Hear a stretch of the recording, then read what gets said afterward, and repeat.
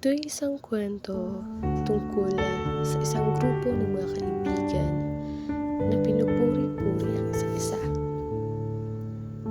Hanggang sa may isa sa kanila na biglang nagsimulang magpakalat ng mga kasinungalingan at paninira laban sa kanilang kaibigan. Sometimes we took the hard road, but we always saw it through.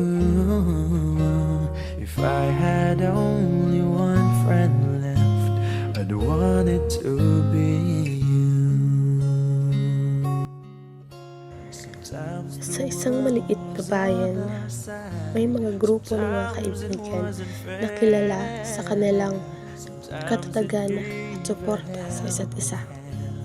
Ang kanilang samahan ay nagtataglay ng pagmamahal at pagpapahalaga. Together, it made a dream come true. If I had only one friend left, I'd want it to be you.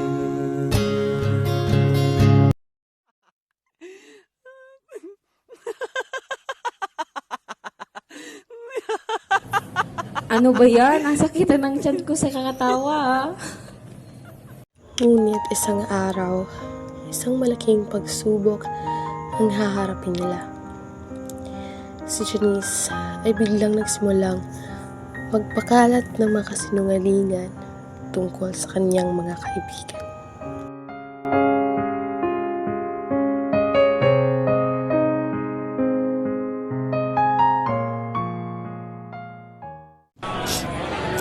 Mga wala silang kwenta. Walang silbi na hindi man lang nila ako matulungan o kahit kamusta man lang. Para saan pa't naging kaibigan ko sila? Pag may kailangan sila, kaibigan nila ako. Tapos pag ako yung may kailangan, wala sila. Wow ha? Ganyan kalupit yung mga yan. Kung ayaw niyong matulad sa akin na ginagamit lang, huwag niyong pagkatiwalaan ang magkakaibigang yan.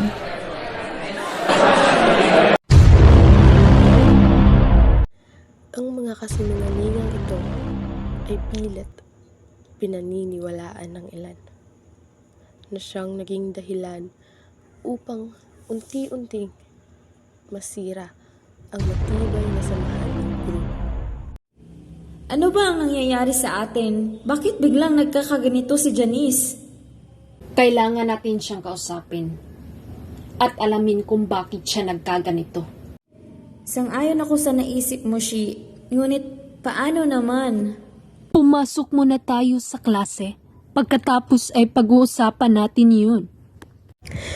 Sa gitna ng labanang ito, magsisimula ang kanilang paglalakbay patungo sa katotohanan. Maibabalik pa kaya ang dating samahan?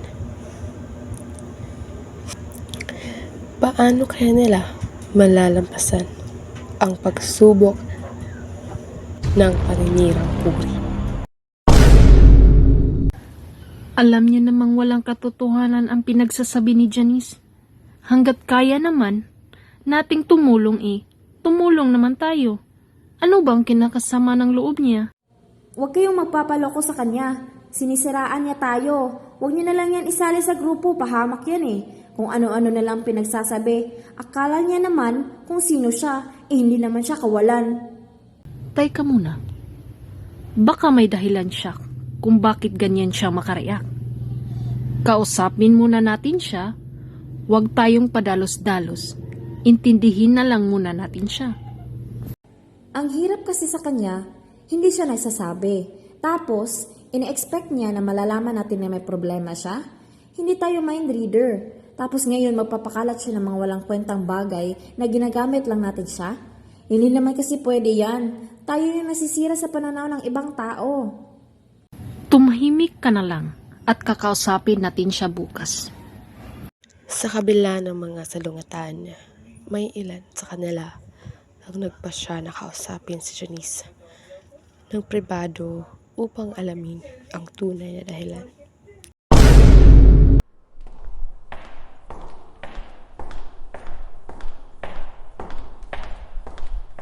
Janice, kailangan nating pag-usapan to.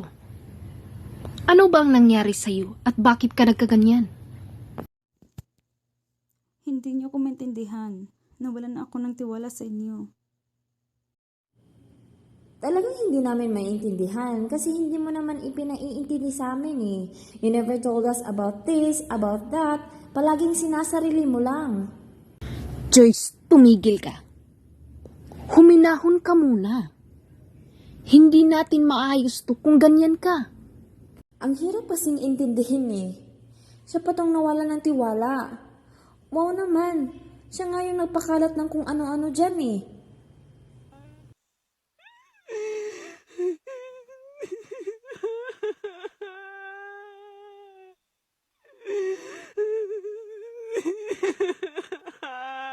Janice, andito lang naman kami para sa'yo eh. Wala namang mawawala na kahit ano kung magsabi ka sa amin ng problema mo. Hindi yung sinisiraan mo kami sa ibang tao. Tinanong ka namin, kaso ayaw mong sabihin kung ano ang problema mo. Maiintindihan ka naman namin eh. Nagawa ko lang naman kasi yun kasi gusto kong lumayo kayo sa akin. Ako yung nahiya sa sarili ko tuwing kasama ko kayo eh. Pinilit ko makisama pero hindi ko kaya.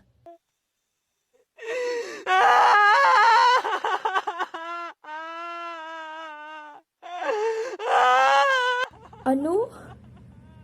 Tama ba yung narinig ko? Na-rape ka?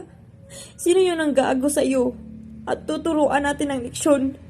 Gago pala siya eh. Nahuli na, pero yung bahid nun, sa pagkatao ko na lang yung pagpatuloy na bumabangungot sa akin. Shh! Tahan na. Janice, kahit ano pang mangyari, kaibigan at magkaibigan pa rin tayo. Huwag mong ikahiya yung sarili mo. Hindi mo kasalanan yung nangyari. Mas lalong hindi namin ikakahiya. Mahal ka namin at kahit anong mangyari, walang magbabago doon. Pasensya na kayo ha at nadamay kayo. Hindi ko sinasadyang magpakalat ng mga masasamang bagay tungkol sa inyo. Sa matapat na usapan, unti-unti na lang natuklasan na may pinagdaraanan pala si Janice na hindi nila alam.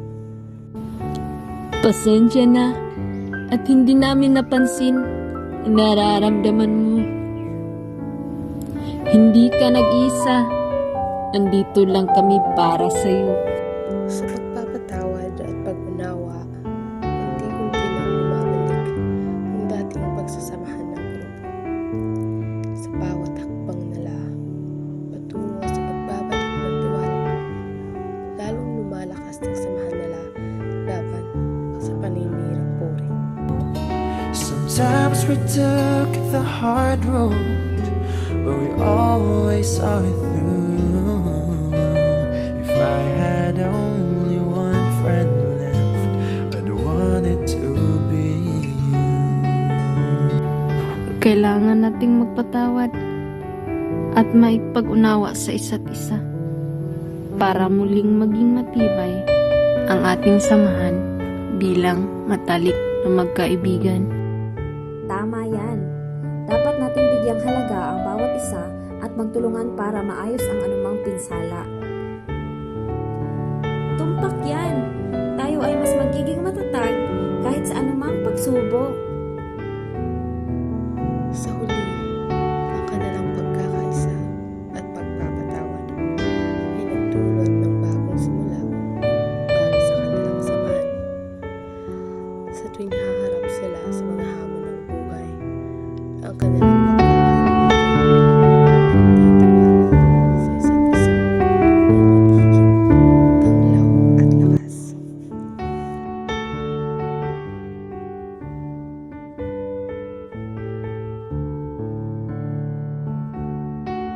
At sa bawat paglipas ng araw, ang grupo ay patuloy na maglalakbay kasama ang kanilang matatag na samahan na handang humarap sa anumang hamon na magaganap. Always felt that we were best, and I feel that way still.